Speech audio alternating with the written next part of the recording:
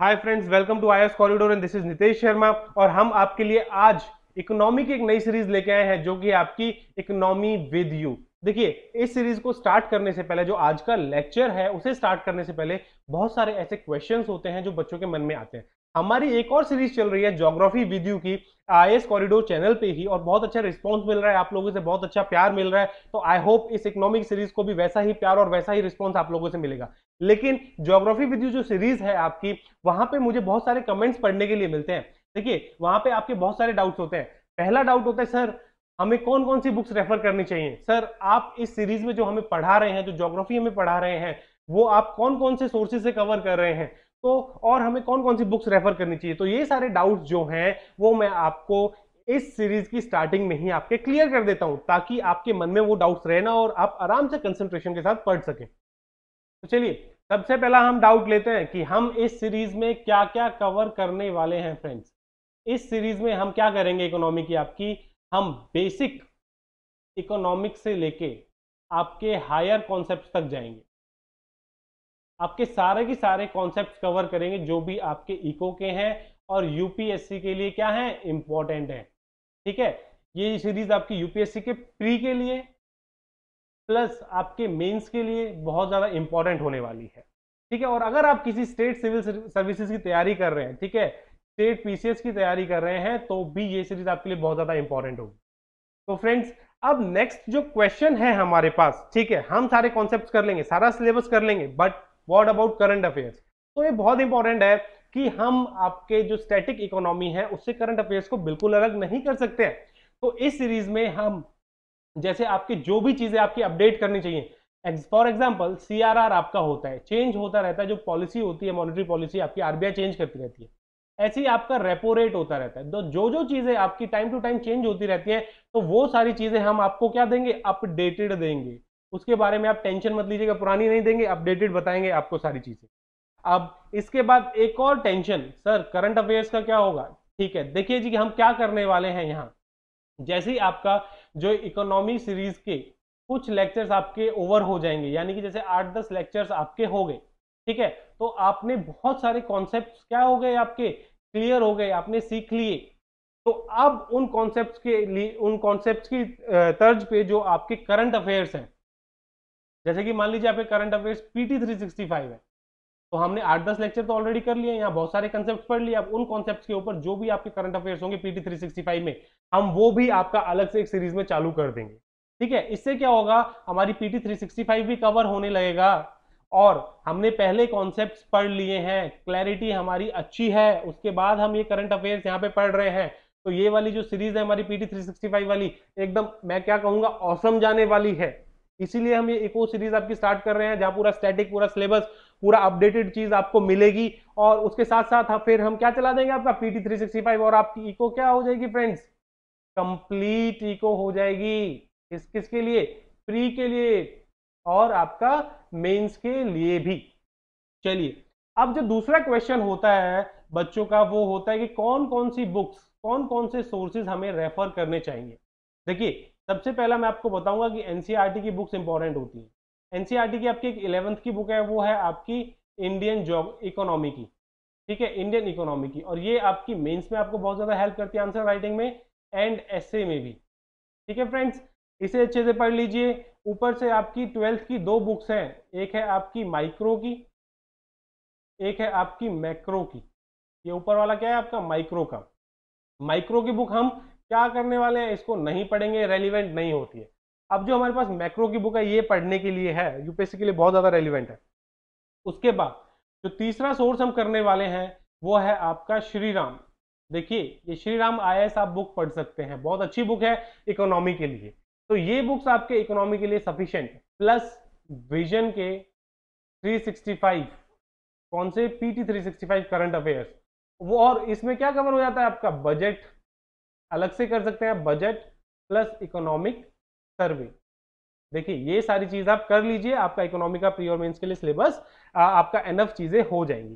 ठीक है, फिर हम आपके लिए सीरीज ला ही रहे हैं, और हम इस सीरीज में आपके लिए क्या क्या कवर करा रहे हैं, पूरा आपका एनसीईआरटी कवर करा रहे हैं, डोंट वरी। और फ्रेंड्स, एक चीज और मैं आपको बताना चाहता हूं, जो एनसीईआरटी मैंने आपको बताई थी 12th की मैक्रो, उसकी जगह एक और अच्छी बुक आप देख सकते हैं। एक और अच्छी बुक है एनसीईआरटी से, मुझे तो अच्छी लगी, बाकी आप देख लीजिएगा, तमिलनाडु की 12th क्लास की मैक्रो इकोनॉमिक्स की बुक है, एक बहुत अच्छे से एक्सप्लेन किया हुआ है, ये पढ़ सकते हैं आप एनसीईआरटी की जगह। ठीक है, तो हम यहाँ पे जो आपकी इकोनॉमी की सीरीज है, यहाँ पे क्या क्या कवर करने आने वाले हैं, एनसीईआरटी कवर कराने वाले हैं, ये भी कवर कराएंगे। उसके बाद यहाँ आपका श्रीराम आईएएस भी कवर होगी। थर्ड यहाँ पे फिर मैंने जैसे आपको बताया अदर बुक्स भी हैं और दूसरे सोर्सेज भी होंगे, इसमें आपकी बुक्स भी होंगी। ठीक है, और फिर आपका जो सोर्स होता है वो इंटरनेट भी हम यहाँ यूज करने वाले हैं इस सीरीज में। तो ऑलमोस्ट आपका हर चीज हम कवर कराने वाले हैं, और उसके बाद फिर आपका 8-10 लेक्चर्स बाद एक और आपकी सीरीज स्टार्ट हो जाएगी। वो किसकी होगी? वो पीटी 365 की होगी, इसकी इको की। तो आपका इको बिल्कुल कंप्लीट हो जाएगा, आप बिल्कुल टेंशन मत लीजिए। ठीक है, तो ये फ्रीक्वेंटली आस्क्ड क्वेश्चंस है, एफएक्यूज है, जो बच्चे हमें कमेंट में नीचे पूछते रहते थे ज्योग्राफी विद यू सीरीज में। तो इसलिए जब हम इकोनॉमी की सीरीज स्टार्ट करने जा रहे हैं तो उससे पहले मैंने आपके ऑलमोस्ट जो आप डाउट पूछते हैं वो आपके कवर कर लिए हैं। बाकी जो जो आपके लेक्चर्स के साथ डाउट आते जाएंगे वो तो आप बिल्कुल मुझे टेलीग्राम पे और कमेंट्स में आप पूछ ही सकते हैं। तो फ्रेंड्स चलिए, अब मैंने आपको पूरा इकोनॉमी का समझा दिया है, हम क्या कवर करेंगे, कौन सी बुक्स रेफर करनी है। अब मैं आपको जो ये हमारा फर्स्ट लेक्चर है, ये कौन सा लेक्चर होगा? ये होगा हमारे पास लेक्चर नंबर 1। ठीक है, तो यहाँ हम क्या करने वाले हैं, आपको इकोनॉमी को इंट्रोड्यूस करने वाले हैं। ठीक है, यहाँ पे इंट्रोडक्शन आपको मिलेगी, बहुत सारे कॉन्सेप्ट्स है आपके, वो आपको मैं सारे एक्सप्लेन करने वाला हूँ यहाँ पे। तो चलिए यहाँ पे हम क्या क्या पढ़ने वाले हैं देख लेते हैं। देखिए, इकोनॉमी देखेंगे क्या होता है, इकोनॉमिक्स, इकोनॉमी वर्सेस इकोनॉमिक्स, दोनों के बीच में क्या डिफरेंस है, क्या क्या चीजें हैं, वो सारी देखेंगे। उसके बाद इकोनॉमिक्स की आपकी कुछ ब्रांचेस होती हैं। ठीक है, वैसे तो आपकी 2 ब्रांचेस हैं मेन, मैक्रो और एक माइक्रो। ठीक, बट यहाँ पे एक तीसरी ब्रांच भी हम पढ़ेंगे जो हमारा मीजो इकोनॉमिक्स होता है। उसके बाद फिर हम कोई छोटे मोटे जो कॉन्सेप्ट्स हैं हमारे पास, ट्रेड ऑफ, लेकिन इंपॉर्टेंट होते हैं, अपॉर्चुनिटी कॉस्ट। ठीक है, ये सारा हम पढ़ने वाले हैं। तो फ्रेंड्स आज का जो लेक्चर होगा, देखिए मैं यहाँ पे इंट्रोड्यूस भी कर चुका हूँ आपको, बहुत सारे क्वेश्चंस के आंसर कर चुका हूँ। तो आज के लेक्चर में हम फर्स्ट 4 1 से लेके 4 तक ये वाले टॉपिक्स कवर करने वाले हैं। ठीक है, उसके बाद जो नेक्स्ट लेक्चर आपका आएगा वहां हम फिर आपका एक अच्छे से स्टार्ट करेंगे, जहां पे आपका पॉलिटिकल इकोनॉमी कवर कराया जाएगा। Then we will move to liberal and new liberal economics क्या थी आपकी। ठीक है, एडम स्मिथ ने क्या कहा था, कीन्स ने क्या कहा था। उसके बाद सोशलिस्ट और कम्युनिस्ट इकोनॉमिक्स आपकी क्या होती है, देखिए यहाँ एक करेक्शन कर लीजिए, एस की जगह डी है। फिर आपकी डेवलपमेंट इकोनॉमिक्स क्या है, स्टेट कैपिटलिज्म किसके बारे में बात करता है, मर्केंटलिज्म क्या होता है, behavioural economics, and then at last we will study in this lecture green economics. यहाँ देखिए पहले हम सारा इकोनॉमिक्स के बारे में जान लेंगे, इकोनॉमी और इकोनॉमिक्स होता क्या है। उसके बाद फिर हम नेक्स्ट लेक्चर आएंगे, और जब हम लेक्चर 2 आपका स्टार्ट करेंगे तो वहां हम क्या पढ़ेंगे, आपका नेशनल इनकम। देखिए ये जो आपका जो हम पढ़ने जा रहे हैं लेक्चर 1, यहाँ पे आपका प्री से भी क्वेश्चंस बनते हैं, आपके यहाँ मेंस के लिए ये बहुत रेलिवेंट है, और ये नॉलेज आप ऐसे में भी यूज कर सकते हैं फ्रेंड। तो ये लेक्चर 1 आपके लिए बहुत ज्यादा इंपॉर्टेंट होगा। चलिए अब आपका लेक्चर फर्स्ट हम स्टार्ट करते हैं। तो फ्रेंड्स अब हम सबसे पहले पढ़ेंगे इकोनॉमी और इकोनॉमिक्स के बीच में आपकी डेफिनेशंस क्या है दोनों की, और ये कैसे अलग हैं, इनके बीच में क्या डिफरेंस है। देखिए जो आपकी इकोनॉमी है वो एक सोशल एक्टिविटी है, सोसाइटी में हो रही है, जहां people come together to produce, stock, distribute, trade and facilitate consumption of goods and services. यहाँ आपका प्रोडक्शन हो रहा है, स्टॉक हो रहा है, डिस्ट्रीब्यूशन हो रहा है, ठीक है, ट्रेड भी हो रहा है, किसका, गुड्स एंड सर्विसेज का। ठीक, इसलिए ताकि जो लोग हैं वो अपनी डिमांड के अकॉर्डिंग उन्हें कंज्यूम करें, और ये फैसिलिटेट भी करा रहे हैं आपका कंजम्पशन। तो ये जो सारी चीजें एक मार्केट में हो रही हैं इसको हम इकोनॉमी बोलते हैं।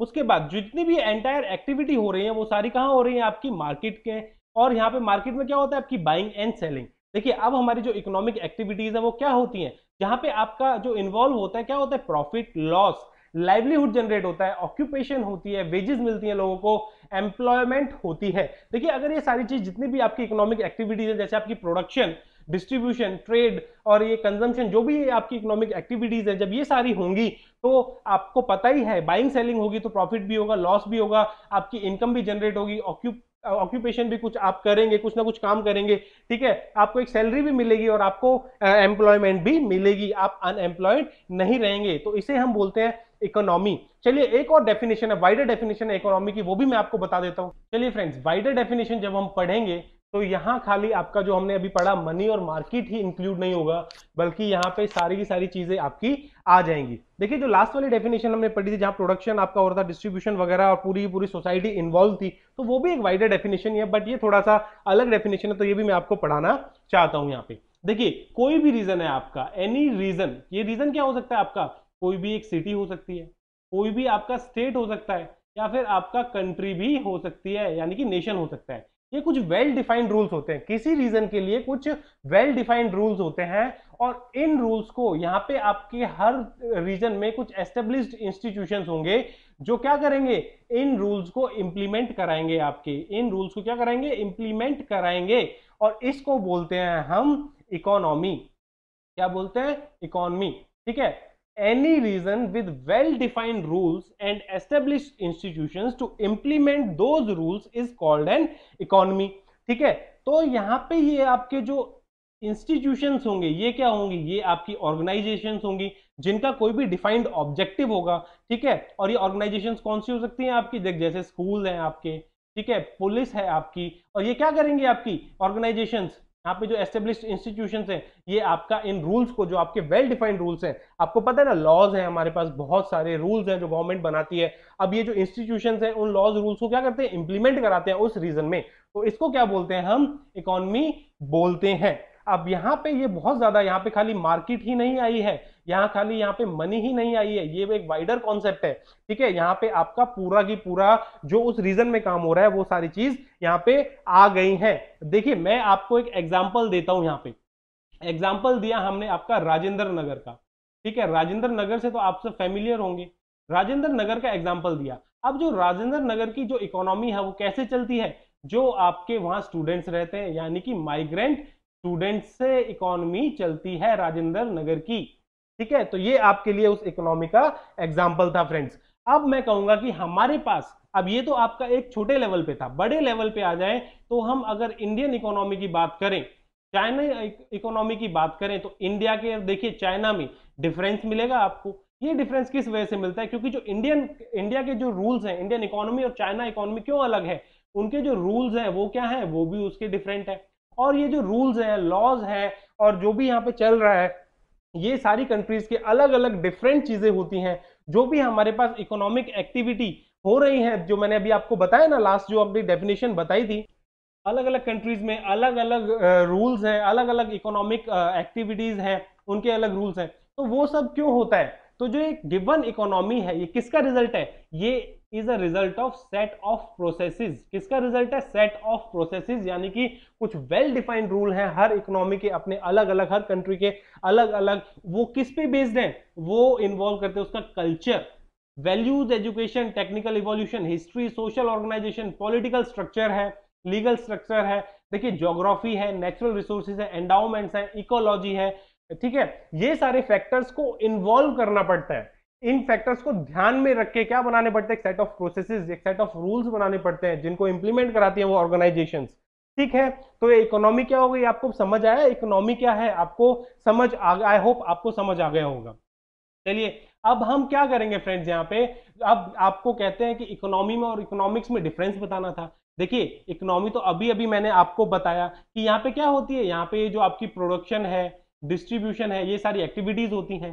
ठीक है, रूल्स हैं, इंप्लीमेंट कराए जाते हैं। अब इकोनॉमिक्स क्या है, इकोनॉमिक्स आपका एक डिसिप्लिन की तरह है। क्या है, एक डिसिप्लिन की तरह है, एक सब्जेक्ट की तरह मान लीजिए, जो कि इन सारी एक्टिविटीज को क्या करता है, स्टडी करता है। इन सारी एक्टिविटीज को क्या करता है, स्टडी करता है, और इस स्टडी के बेस पे ही हम क्या बनाते हैं। ठीक है, किसे स्टडी करेगा, इन सब चीजों को, ये जो सारी फैक्टर्स है इन्हें स्टडी करेगा। इन्हें स्टडी करके हम किस पे आएंगे, एक सेट ऑफ प्रोसेसेस पे, सेट ऑफ रूल्स पे आएंगे, जिसके हिसाब से हमारी क्या चलेगी, इकोनॉमी चलेगी। चलिए इकोनॉमिक्स की भी एक बात देख लेते हैं, इकोनॉमिक्स क्या होता है। देखिए अगर हम इकोनॉमिक्स की बात करते हैं तो ये क्या है, मैंने अभी आपको बताया कि हम स्टडी करते हैं सारी इकोनॉमिक एक्टिविटीज, एकेडमिक डिसिप्लिन है जो आपकी इकोनॉमिक एक्टिविटीज को स्टडी करता है, एंड देन उन सब चीजों को स्टडी करके, रिसोर्सेज को स्टडी करके, also strive to make it viable in face of scarcities. ठीक है फ्रेंड, इस डेफिनेशन का मीनिंग मैं आपको समझाता हूं।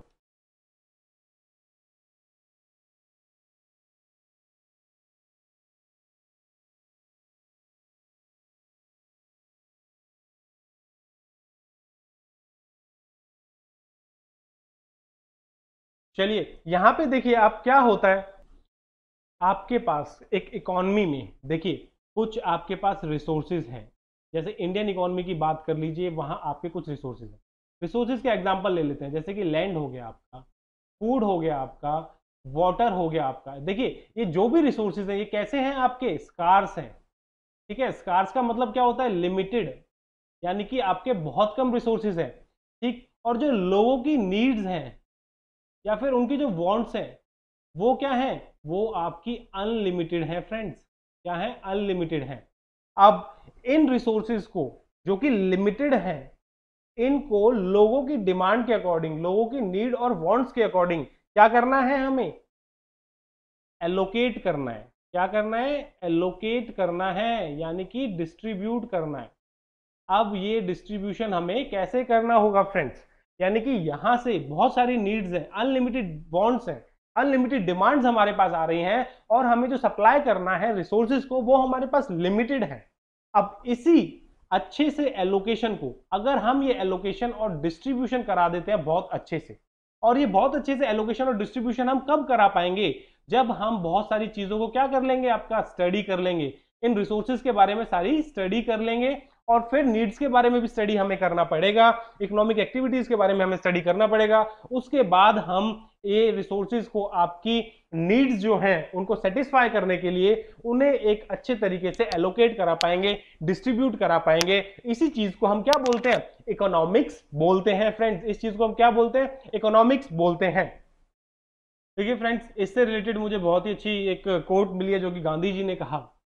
गांधी जी ने क्या कहा, जो वर्ल्ड है has enough for everyone needs. देखिए जितनी जरूरतें हैं ना वो जरूरतें तो पूरी हो सकती हैं, इतने रिसोर्सेज हैं हमारे पास, but not enough for greed, कि तुम्हारी वांट्स के लिए, जो तुम्हारी ग्रीड्स है ना उनके लिए वर्ल्ड के पास एनफ रिसोर्सेज नहीं है।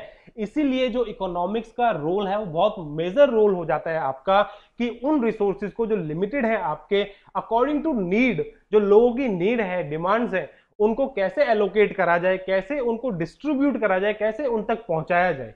इसीलिए इकोनॉमिक्स का बहुत बड़ा रोल आपका आता है। फ्रेंड्स आपको पता है जो इंडिया है, इंडिया का जो लैंड है ना आपका, वो कितना है, इंडिया का लैंड है आपका 2.4% पूरे वर्ल्ड का।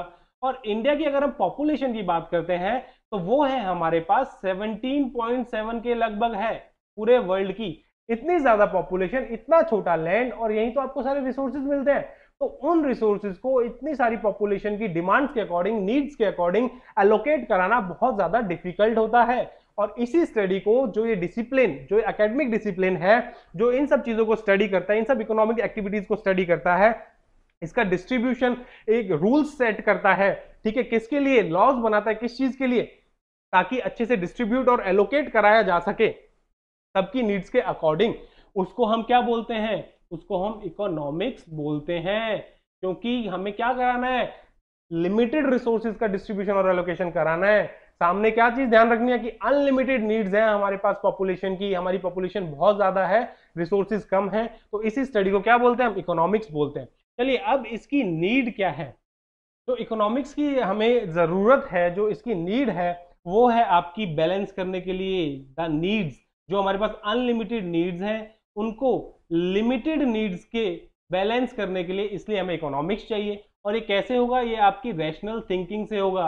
रैशनल थिंकिंग क्या होती है, आपकी बुद्धिजीवी सोच को हम रैशनल थिंकिंग बोलते हैं। जहां आप लॉजिक से काम करते हैं उसको बोलते हैं, ऐसे ही नहीं बस कुछ भी कर दिया, बट हमें लॉजिक से काम करना होगा, पूरा डाटा वाटा इकट्ठा करके सब चीज, ये सारी चीजें करनी होंगी, पूरा रैशनल एक वो क्या लाना होगा, लॉजिक लाना होगा हर चीज में, सोच के साथ, एक बुद्धिजीवी सोच के साथ हमें मैनेज करने होंगे, क्या मैनेजमेंट करना होगा जो हमारे पास लिमिटेड रिसोर्सेज हैं, स्कार्स रिसोर्सेज हैं उनको। ठीक है, अब ये जो रैशनैलिटी है हमारी, तो इसका यहाँ पे मीनिंग क्या हुआ, इसका मतलब क्या हुआ है आपका, कि choosing right means for given ends. Means क्या होंगे, आपके जो लिमिटेड रिसोर्सेज हैं, और एंड क्या होंगे, आपके जो अनलिमिटेड आपकी नीड्स हैं। क्या है, अनलिमिटेड नीड्स हैं, उनको कैसे सेटिस्फाई करना है। तो इसको कैसे करा जाएगा, कैसे चूज किया जाएगा, एक रैशनैलिटी से, रैशनल अप्रोच से, लॉजिक लगा के, बुद्धिजीवी दिमाग सोच से। ठीक है, चलिए अब इकोनॉमिक्स क्या है, as a discipline based on scarcity. Scarcity मतलब कमी है जो हमारे पास रिसोर्सेज की, टास्क इकोनॉमीज का क्या होता है, is to arrive at optimal ways of prioritising the use of such limited resources like. अब हम यहाँ पे आपको एग्जांपल्स भी देंगे कि जो आप हमारे पास क्या एक ऐसे ऑप्टिमल वेज होने चाहिए ताकि जो हमारे लिमिटेड रिसोर्स है उनको हम इस वे से प्रायोरिटाइज कर सके कि सबकी नीड्स हमारी क्या हो जाए, फुलफिल हो जाए। कोई भी सेक्शन सोसाइटी का ऐसा ना बचे कि किसी मिले ना और किसी के साथ पार्शियलिटी हो या फिर इनइक्वालिटी क्रिएट हो। ये हमारे पास इकोनॉमिक्स का टास्क है। चलिए अब चलते हैं। अभी हमने पढ़ा ना कि इकोनॉमिक्स का क्या टास्क होता है। उनका जो आपका टास्क होता है वो क्या करना होता है, वो स्टडी करना होता है। क्या स्टडी करेंगे फ्रेंड्स, प्रोडक्शन स्टडी करेंगे, ठीक है। उसके बाद डिस्ट्रीब्यूशन स्टडी करेंगे, कंजम्पशन को स्टडी करेंगे, और उनको क्या क्या ध्यान में रखना होता है कि कोई भी लोग इससे छूट ना जाए, सबकी नीड सेटिस्फाई हो, ऐसा ना हो कि इनइक्वालिटी हो। और ऐसा और क्या ध्यान रखना पड़ता है आजकल, सस्टेनेबिलिटी का भी ध्यान रखना पड़ता है, क्योंकि हमारे और जो रिसोर्सेज हैं वो हम इतने ज्यादा यूज ना कर लें कि हमारे फ्यूचर जनरेशन के लिए रिसोर्सेज बचे ही ना। तो इन सब चीजों का ध्यान रखना पड़ता है और इनकी स्टडी को हम इकोनॉमिक्स बोलते हैं। अब देखिए हमारे पास जो आपके ये देखिए आपका लैंड रिसोर्स है, वाटर रिसोर्स है, फूड रिसोर्स है, और मैंने आपको बताया भी था ये क्या है, आपके स्कार्स रिसोर्स है, यानी कि हमारे लिमिटेड रिसोर्सेज है। लैंड का तो मैंने आपको एग्जाम्पल भी दिया। लैंड क्या है हमारे पास, देखिए 17.7% ऑफ द वर्ल्ड पॉपुलेशन पे हमारे पास 2.4% लैंड है पूरे वर्ल्ड का, ठीक है। इतने कम लैंड में हम इतने ज्यादा लोगों की नीड सेटिस्फाई कैसे करेंगे? तो इसलिए गवर्नमेंट ने एक आपका एक्ट पास किया था 2013 में, land acquisition and rehabilitation and resettlement act. इस एक्ट से क्या होगा फ्रेंड्स, इस एक्ट से हमारे पास जो भी अलग अलग क्लेम करते हैं हमारे लैंड पे, देखिए हमारे लैंड पे जैसे कि फार्मर्स हो गए, फार्मर्स को एग्रीकल्चर करने के लिए जमीन चाहिए, ठीक है। इंडस्ट्रियलिस्ट हो गए, इंडस्ट्रीज को भी अलग से जमीन चाहिए होती है, ठीक है, अपनी इंडस्ट्री सेटअप करने के लिए। तो इनके बीच में क्या हो, इनके बीच में बैलेंस बना रहे, और जो हमारे पास लैंड है, जो हमारा लिमिटेड रिसोर्स है, वो भी आप उसका जो डिस्ट्रीब्यूशन है वो अच्छे से हो जाए। देखिए मैन्युफैक्चरिंग इंडस्ट्रीज को भी आपका चाहिए होता है ये सारा, ठीक है। और बहुत सारी चीजें, एग्रीकल्चर को फूड और नॉन फूड के लिए चाहिए होता है, मैन्युफैक्चरिंग को फॉरेस्ट भी हमें चाहिए, वहां भी लैंड चाहिए, रेजिडेंशियल पर्पसेस के लिए भी, इंडस्ट्रीज के पर्पसेस के लिए भी। तो वहां ये सारा चीजें, ये फार्मर्स और इंडस्ट्रीज के बीच में आपका क्या करेगा, ये वाला एक्ट बैलेंस मेंटेन करेगा। इससे क्या हुआ, ये एक्ट देखिए लैंड हमारा स्कार्स रिसोर्स था, गवर्नमेंट ने क्या किया, गवर्नमेंट ने ये हमारे यहाँ पे क्या बनाया, एक लॉ बनाया, इसको क्या कह सकते हैं, एक रूल बनाया। उस रूल के अकॉर्डिंग हमारा जो लैंड है वो कुछ फार्मर्स के पास भी रहेगा, ठीक है, इंडस्ट्रियलिस्ट के पास रहेगा। अब ये जो एक्ट है, ये एक्ट जब हम पढ़ाएंगे तब मैं बताऊंगा आपको कि एक्ट के अंदर क्या क्या है और क्या क्या नहीं है। बट ये एक्ट क्या काम करता है, हमारे पास बैलेंस बनाने का काम करता है, ताकि हमारा जो लैंड है पूरा इंडस्ट्रियलिस्ट जो जिनके पास ज्यादा पैसा होता है वो ही ना ले लें। हमारे रेजिडेंशियल पर्पसेस के भी लिए लैंड चाहिए, ठीक है, फार्मिंग के लिए चाहिए, फॉरेस्ट्री के लिए चाहिए, तो सारे ये बैलेंस हमें बनाना होता है। इस रूल को बनाया। अब जो हमारे पास ऑर्गेनाइजेशन है वो क्या करेंगे, इस रूल को इंप्लीमेंट कराएंगी, तभी तो जाके ये बैलेंस बनेगा ना। खाली रूल बनाने से तो काम नहीं चलेगा ना, ऑर्गेनाइजेशन क्या करेंगे, इंप्लीमेंट कराएंगी, और फिर क्या होगा, आपकी लोगों की जो नीड है वो क्या होगी, सेटिस्फाई होगी। इसकी वजह से इस जो लैंड है, ये आपका स्कार्स रिसोर्स है, लिमिटेड रिसोर्स है, इसका क्या करेंगे, एलोकेशन एंड डिस्ट्रीब्यूशन करेंगे इस एक्ट के थ्रू, और लोगों की जो नीड है वो सेटिस्फाई होगी, और एक बैलेंस्ड अप्रोच होगी फार्मर्स और इंडस्ट्रीज के लिए, ठीक है। अब हमारा ऐसे ही एक सेकंड चीज है आपका वाटर, देखिए, और आपका फूड है। ये जो दोनों हैं हमारे पास, ये दोनों भी आपके क्या है, स्कार्स रिसोर्स है। आप सबको पता है वाटर इंडस्ट्रीज को चाहिए होता है, हाउस होल्ड पर्पसेस के लिए चाहिए होता है, एग्रीकल्चर को चाहिए होता है। तो इसलिए एक नेशनल वाटर पॉलिसी बनी, इसलिए बनी ताकि जो ये वाटर है इसका बैलेंस्ड यूज हो, ठीक है, बैलेंस्ड यूज हो, कि इंडस्ट्रीज को भी मिल जाए, एग्रीकल्चर को भी मिल जाए, और हाउस होल्ड्स के पास भी रहे, कोई इसका आपका क्या ना करे, मिस यूज ना हो, ठीक है। तो सबको एलोकेट कर दिया गया कि इतना आप यूज कर सकते हैं, इतना आप यूज कर सकते हैं, इतना आप यूज कर सकते हैं। एक और बात कि अब इस रिसोर्स को हम सस्टेनेबिलिटी, इस रिसोर्स को हमें सस्टेन भी करना है, क्योंकि वाटर हमारा बहुत ही ज्यादा स्कार्स रिसोर्स है, और कई जगह तो आपका पानी खत्म भी हो चुका है, ग्राउंड वाटर लेवल है डिक्रीज होता जा रहा है, खत्म भी हो चुका है। तो इस रिसोर्स को सस्टेन करने के लिए आगे वाली फ्यूचर जनरेशंस को मिल जाए। सस्टेनेबिलिटी क्या होता है कि जो हमारे पास अभी रिसोर्सेज हम यूज कर रहे हैं उन्हें इस तरह से यूज किया जाए ताकि वो आगे वाली जनरेशन के लिए भी अवेलेबल हो, हम उनको बहुत बेकार तरीके से यूज ना करें, वेस्ट ना करें, ताकि वो अभी ही खत्म हो जाए और आगे वाली फ्यूचर जनरेशन के लिए मिले भी ना। तो ये सस्टेनेबिलिटी है, ये भी मैंने आपको बताया था, ये भी अब इकोनॉमिक्स के अंदर आ गया है। ठीक है, बैलेंस्ड यूज हो, इससे अच्छे से एलोकेशन हो जाएगा एक्ट से पानी का, किसको, जिन जिन को पानी की जरूरत होती है, सबको ही पानी की जरूरत होती है, तो इंडस्ट्रीज को, एग्रीकल्चर को, हाउसेज को, सबको मिल जाएगा, एलोकेट हो जाएगा। रूल बना दिए हैं आपके इन एक्ट्स में, ठीक है, पॉलिसीज में, इंप्लीमेंट कराने के लिए ऑर्गेनाइजेशन है, वो मैंने आपको सब बताया है। फ्रेंड्स देखिए, अब हमारे पास आपका फूड सप्लाई है, फूड सिक्योरिटी लॉ बना है इसके ऊपर, ठीक है। फूड, आपको पता है कुछ लोग हमारे देश में भूखे ही सो जाते हैं, कुछ लोग हंगर की वजह से मर जाते हैं, तो फूड सिक्योरिटी लॉ जरूरी था, गवर्नमेंट को इंटरवीन करना जरूरी था। गवर्नमेंट क्या करती है, ग्रेनरीज में अपना ग्रेन स्टोर करके रखती है और फिर उसको डिस्ट्रीब्यूट करते हैं through PDS, public distribution system, उसको डिस्ट्रीब्यूट किया जाता है ताकि वो क्या हो, सब लोगों तक पहुंच सके, सब लोगों की जो नीड्स हैं फूड वाली वो क्या हो सके, सेटिस्फाई हो सके। खाली ऐसा ना हो कि अमीरों को ही मिल रहा है और जो हमारे पास गरीब हैं उनके पास तक फूड नहीं पहुंच पा रहा है, तो इसलिए फूड सिक्योरिटी लॉ हमारा बनाया गया।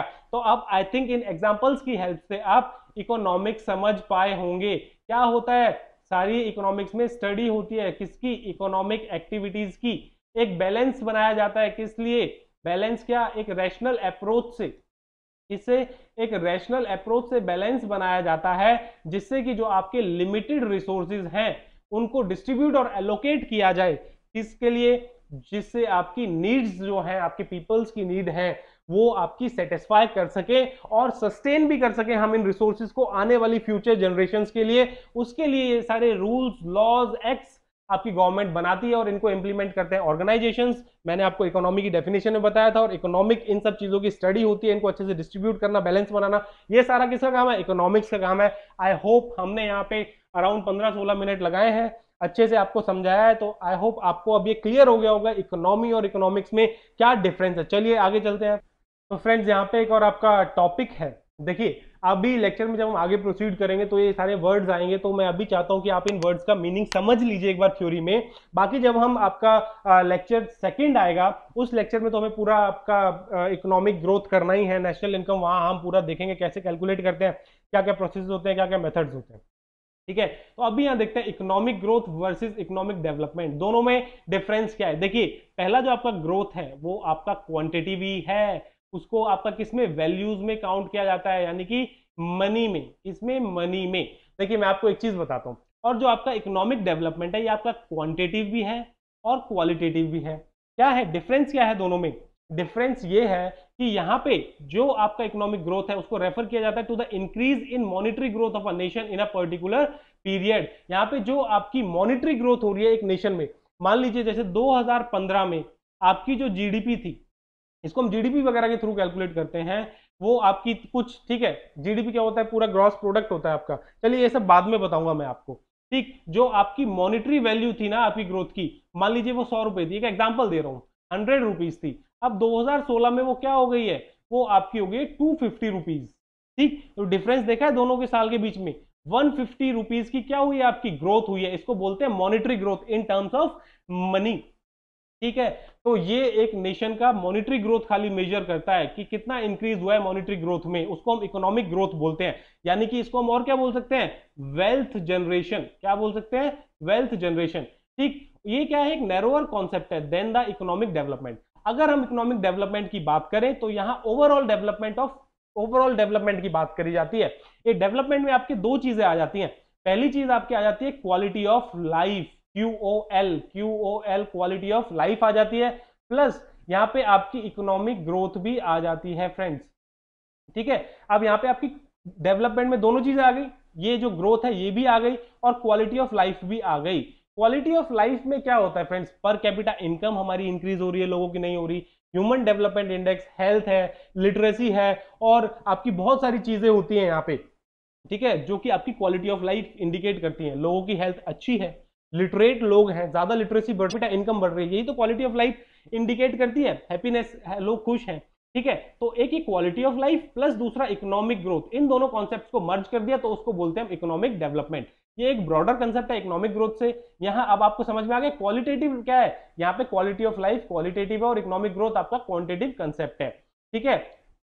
ये देखिए जो इकोनॉमिक ग्रोथ है एक ऑटोमेटिक प्रोसेस है, इसको जरूरी नहीं है कि इंटरवेंशन चाहिए हो गवर्नमेंट की, क्योंकि जो मार्केट है आपकी वो आपकी क्या करती है, प्रोडक्शन करती है, और जो आपके कंज्यूमर्स होते हैं वो आपका कंजम्पशन होता है उनका। तो ये मार्केट तो चलती रहेगी ना, जो आपकी लोगों की डिमांड होगी उस डिमांड के अकॉर्डिंग जो मार्केट आपकी इंडस्ट्रीज है वो आपकी प्रोड्यूस करती रहेंगी, तो ये तो आपका चलता रहेगा, धीरे धीरे ग्रो करता रहेगा और आपकी इकोनॉमी ग्रो करती रहेगी। लेकिन हर कभी कभी गवर्नमेंट को इंटरवेन करने की जरूरत पड़ती है, ये हम आगे पढ़ेंगे, ये थोड़ा पॉइंट जो है ना ये मुझे आगे बताना चाहिए था पर मैंने अभी बता दिया, कोई बात नहीं। बट यहाँ पे जो इकोनॉमिक डेवलपमेंट है यहाँ पे गवर्नमेंट की इंटरवेंशन जरूर पड़ती है। देखिए क्यों, क्योंकि यहाँ पे जितनी भी डेवलपमेंटल पॉलिसीज है वो सारी गवर्नमेंट करता है। आपको पता है जो आपके प्राइवेट फर्म्स हैं, प्राइवेट इंडस्ट्रीज हैं, उनको क्या मतलब होता है, उनको अपने प्रॉफिट से मतलब होता है, और वो इस प्रॉफिट को इंक्रीज करने के लिए क्या करेंगे, कुछ भी कर सकती है, बस उनको अपना प्रॉफिट मार्जिन चाहिए। ठीक है, उनको फर्क नहीं पड़ता है कि गरीबों को कुछ चीज मिल रही है नहीं मिल रही है, गरीबों के लिए सस्ती है कोई चीज या महंगी है, उनको तो अपना बस प्रॉफिट चाहिए। तो अगर हम ये इकोनॉमिक ग्रोथ को पूरा मार्केट के हाथ में छोड़ दें, यानी कि प्राइवेट इंडस्ट्रीज के हाथ में छोड़ दें, तो वो क्या हो जाएगा, उसकी वजह से इनइक्वालिटी बढ़ती है।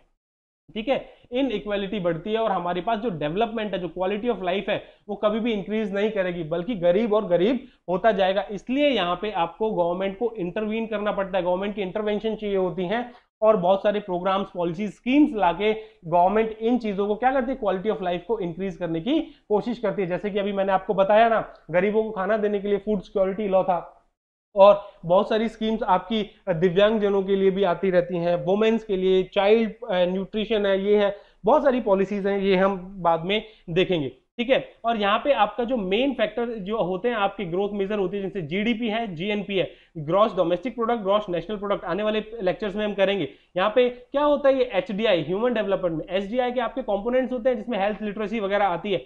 ठीक है, और पर कैपिटा इनकम की, यहाँ पे पर कैपिटा इनकम क्या होती है कि जितना हमारे पास टोटल इनकम हमारे पास कंट्री की है, जो टोटल इनकम कंट्री की है उससे उसको हम पॉपुलेशन से डिवाइड कर देते हैं, तो एक बंदे की इनकम हमारे पास आ जाती है, उसको पर कैपिटा इनकम बोलते हैं फ्रेंड्स। ये पर कैपिटा इनकम इंक्रीज हो रही है नहीं हो रही है, बट इस पर कैपिटा इनकम में झोलझाल भी है।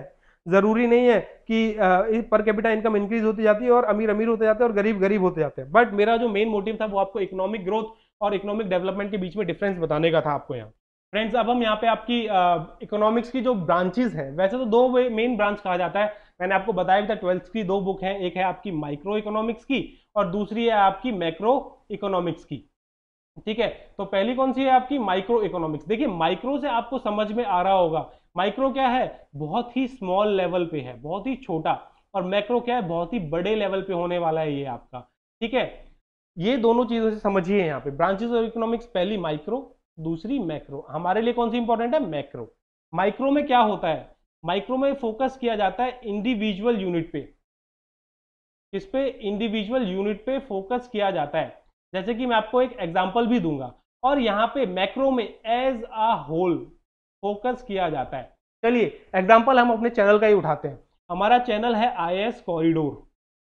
ठीक है, आईएएस कॉरिडोर के हमारे पास कितने सब्सक्राइबर्स हैं, अराउंड 40,000 45,000 है। अगर ये देखिए मान लीजिए इनकी कुछ इनकम है सारे की सारे की, तो यहाँ पे अगर हम एक या दो बंदे की इनकम पूछने लगे आपसे, ठीक है, कि भाई इन दोनों की इनकम कितनी है, इस 45,000 में से एक या दो जो सब्सक्राइबर्स हैं उनकी इनकम कितनी है, जो स्टूडेंट्स हैं उनकी कितनी इनकम है, उनकी जो इनकम है, ठीक है बता दिया, 100 रुपए इनकम या कुछ भी इनकम हो, उससे में फर्क नहीं है, बट एक या दो की हम इनकम पूछते हैं, तो वो क्या होता है, हमारे पास एक स्मॉल लेवल पे होता है, उसको क्या बोलते हैं हम, माइक्रो लेवल पे बोलते हैं फ्रेंड्स। लेकिन अब यहाँ पे इसी एग्जांपल को हम लेते हैं मैक्रो इकोनॉमिक्स में, अगर हम 45 के जो भी हमारे स्टूडेंट्स हैं, सब्सक्राइबर्स हैं, उनकी इनकम का क्या कर दें, एज अ होल लें, कि सारी की सारी इनकम, सब लोगों की 45,000 लोगों की इनकम हमें पूछनी है, वो क्या हो जाएगा आपका मैक्रो इकोनॉमिक्स हो जाएगा। तो ये सिंपल सा एग्जांपल था, ये मैं आपको बताना चाहता था। अब एक तीसरी जो ब्रांच है आपकी फ्रेंड्स, वो आपकी मीजो इकोनॉमिक्स की आ जाती है। मीजो इकोनॉमिक्स क्या है, जो आपके माइक्रो और मैक्रो के बीच में लाया करता है, यानी कि बिटवीन मैक्रो एंड माइक्रो, उसको बोलते हैं मीजो इकोनॉमिक्स। इसको ऐसे भी समझ सकते हैं, देखिए अगर ये छोटा तीन सर्कल हम या कंसेंट्रिक सर्कल्स ड्रॉ करते हैं, अगर ये हमारे पास यहाँ पे माइक्रो है, ये आपका क्या है, ये आपका मीजो हो जाएगा, और ये लास्ट वाला क्या होगा, आपका मैक्रो है। देखिए मैंने आपको बताया था ना, जो 45K वाला आपको एग्जांपल दिया था आईएएस कॉरिडोर के जो सब्सक्राइबर्स वाला आपको एग्जाम्पल्स दिया था उसमें यहाँ पे आपको एक दो बच्चों की इनकम पूछ ली, ठीक है, यहाँ पे आपकी हो गई। मान लीजिए अब किस किसने भाई आपका ज्योग्राफी की सीरीज कौन कौन देखता है, मीजो का एग्जांपल दे रहा हूँ फ्रेंड्स मैं आपको, ये मीजो का एग्जांपल है। क्या है एग्जांपल, एक बार फिर से, आईएएस कॉरिडोर, ठीक है, आईएएस कॉरिडोर के हमारे पास 45 के सब्सक्राइबर्स हैं, यानी कि 45 के स्टूडेंट्स हैं। उनमें से अगर आपने एक दो का पूछा, एक स्टूडेंट का पूछा, सिंगल स्टूडेंट की इनकम कितनी है, ठीक है, ये हम एज्यूम कर रहे हैं बस। अब आप किसी की इनकम है, सब स्टूडेंट्स इनकम तो नहीं होगी, बट हम एज्यूम कर रहे हैं कि इसकी इनकम कितनी है एक की, तो वो क्या हो जाएगा, वो आपका माइक्रो कंसेप्ट हो जाएगा। बट अगर हम पूछते हैं कि जी, अब क्या मीजो पूछ रहे हैं, एक ग्रुप का पूछते हैं हम, किसी का, कौन सा ग्रुप, कि जो जो हमारे पास ज्योग्राफी की सीरीज देखते हैं, जो जो हमारे पास ज्योग्राफी की सीरीज देखते हैं, उसमें कितने बच्चे हैं, मान लीजिए उसमें 700 बच्चे हों, 800 बच्चे हों, 1000 हों, 2000 हों, ठीक है, वो हमारे पास, अब जो हमारे पास ज्योग्राफी की सीरीज देख रहे हैं फ्रेंड्स, आईएएस कॉरिडोर के सब्सक्राइबर्स, एक ग्रुप हो गया ना ये, अब उनकी कितनी इनकम है, ठीक है, वो आपका क्या आ गया, ग्रुप की इनकम मीजो में आ गई। बट अगर हम उसी आईएएस कॉरिडोर की इनकम आपकी निकालते हैं टोटल सब्सक्राइबर्स की एज अ होल, क्या एज अ होल निकालते हैं, तो वो क्या हो जाएगी आपकी, वो हो जाती है आपकी मैक्रो इकोनॉमिक्स। डिफरेंस आपको समझ में आ गया हो। मीजो में देखिए ये इंटरमीडिएट लेवल पे स्टडी करता है इसकी इकोनॉमिक ऑर्गेनाइजेशंस की, in between micro and macro economics. जैसे कि आपके एग्जांपल्स यहाँ पे दिए हैं, जो हमारे कुछ सेक्टर्स हैं इकोनॉमी के, ऑटोमोबाइल सेक्टर, इंफ्रास्ट्रक्चर सेक्टर। देखिए मैक्रो इकोनॉमिक्स में हमारे पास जितने भी सेक्टर्स हैं इकोनॉमी में, हम उसका एज अ होल पढ़ेंगे, सबकी स्टडी करेंगे, सबको मिला के। माइक्रो में क्या करेंगे, माइक्रो में सिर्फ एक ऑटो की छोटी सी कंपनी होगी, ऑटोमोबाइल सेक्टर की, मान लीजिए कोई भी कंपनी है, एस्कॉर्ट से कंपनी है, ठीक है, उस कंपनी का, बस खाली उस कंपनी का अगर स्टडी करा है तो वो माइक्रो हो गया है उस लेवल पे, ठीक है। पूरे सेक्टर का अगर ऑटोमोबाइल सेक्टर का स्टडी किया है वो आपका मीजो हो गया है, और अगर सारे सेक्टर्स को मिला के एज अ होल स्टडी करते हैं वो आपका मैक्रो इकोनॉमिक्स होती है। चलिए अब माइक्रो और मैक्रो में देखिए, माइक्रो हमारे यूपीएससी के लिए ज्यादा रेलिवेंट नहीं है तो इसलिए इसको हम नहीं पढ़ते हैं, जो सारा फोकस हमारा रहता है वो मैक्रो इकोनॉमी, इंडियन इकोनॉमी पे आपका रहता है। तो चलिए अब हम देखते हैं माइक्रो और मैक्रो में क्या डिफरेंस है। यहाँ पे पहले कि आपका फ्लो चार्ट कह लीजिए, कुछ फिगर कह लीजिए। देखिए मैक्रो जो होता है आपका वो कहाँ है, region, state, national, international level पे मिलेगा आपको। मीजो आपको मिलेगा इंस्टीट्यूशनल लेवल पे।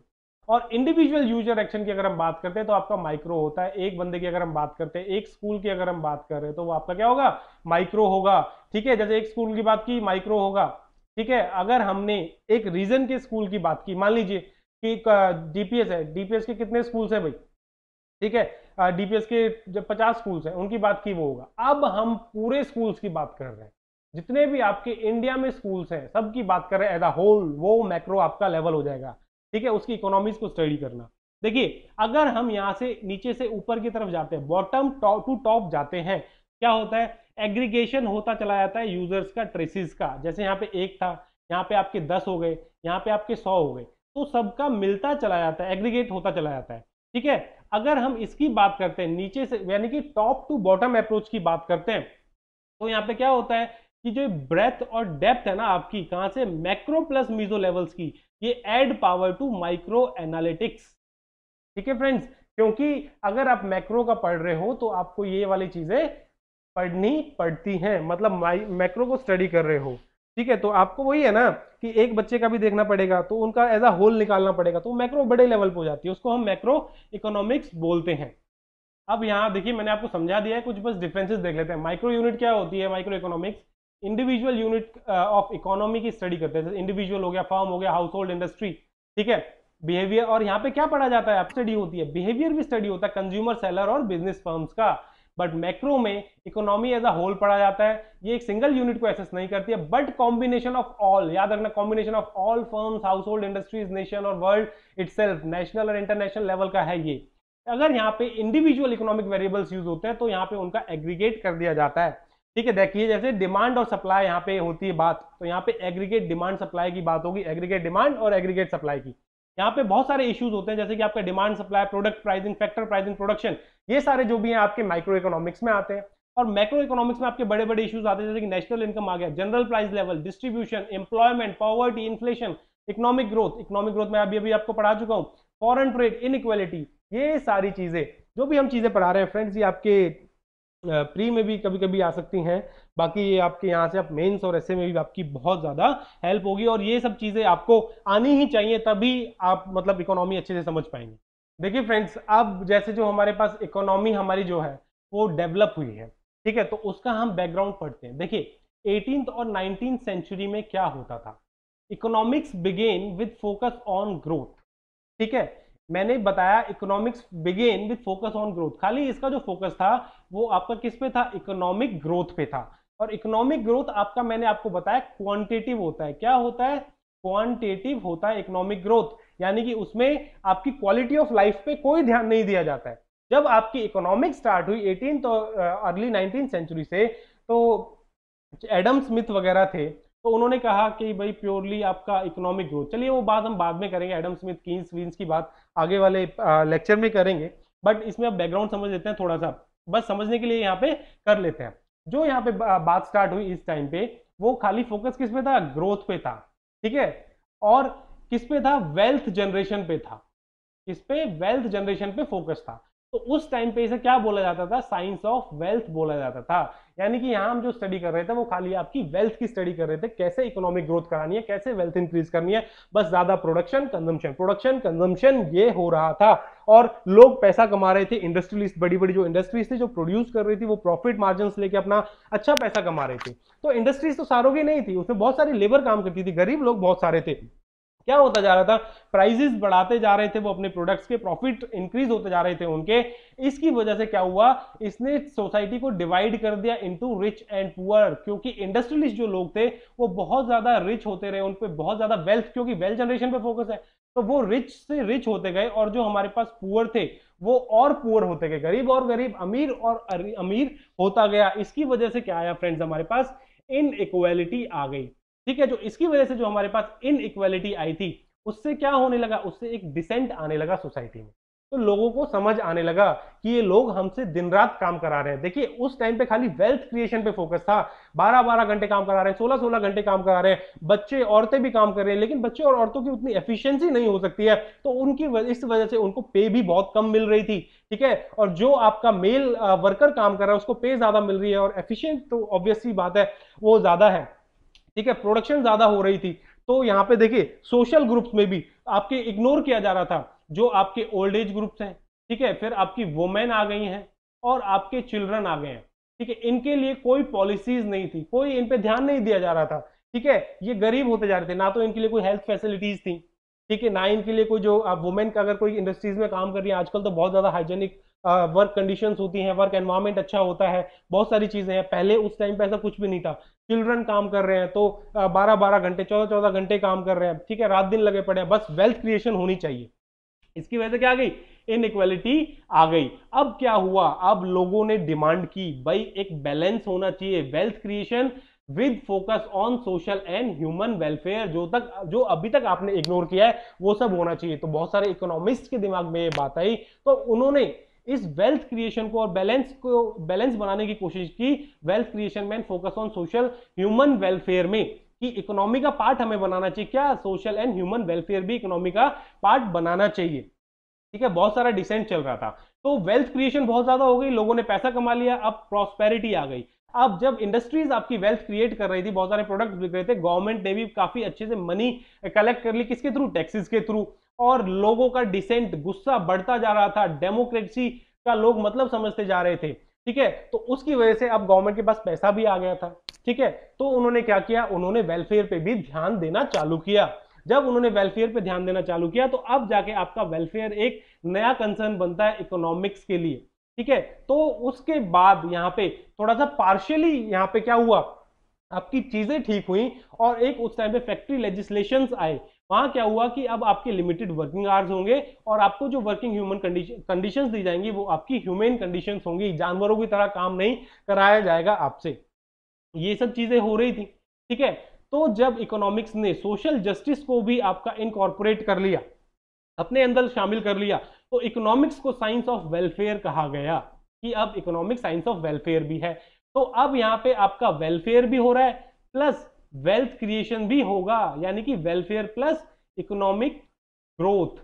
जब इन दोनों चीजों को हम मिला देते हैं तो क्या बनता है आपका, इन दोनों चीजों को मिला के इकोनॉमिक डेवलपमेंट होता है। बट अभी यहां समझाने के लिए मैंने आपको क्या लिखा है कि अब इसको इकोनॉमिक्स को क्या बोलने लगे, growth, science of growth and development friends यहां पे इकोनॉमिक्स को बोलने लगे। तो जो स्टडी है हमारे इकोनॉमिक्स की वो हमें बताती है that state of our economy क्या है, हमारे जो इकोनॉमी की स्टेट क्या है, सोशल लेवल पे क्या है, ह्यूमन वेलफेयर है या नहीं है, और इकोनॉमिक जो ग्रोथ है वो भी हमें बताती है।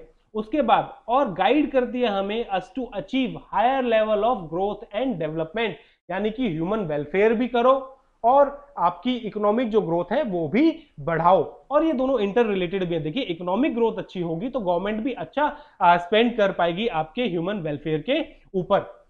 तो फ्रेंड्स ये चलिए, ये तो मैं आपको एक बस बैकग्राउंड दे रहा हूं, बाकी आगे आने वाले टाइम्स में लेक्चर्स में हम अच्छे से पढ़ेंगे इसको, ठीक है। अब लेट 20th सेंचुरी में एक और नया कंसर्न जागा, इकोनॉमिक्स ने स्टार्ट कर दिया आपका अबाउट वेलफेयर ऑफ फ्यूचर। अभी तो हम वेलफेयर ऑफ ह्यूमंस की ही बात कर रहे थे, ठीक है, अब आ गया आपका वेलफेयर ऑफ फ्यूचर की बात आ गई। तो यहाँ पे क्या हुआ कि भाई हमें फ्यूचर करना है, वेलफेयर की जनरेशन जो हमारी फ्यूचर जनरेशन आने वाली है उनका भी भला हो, ठीक है।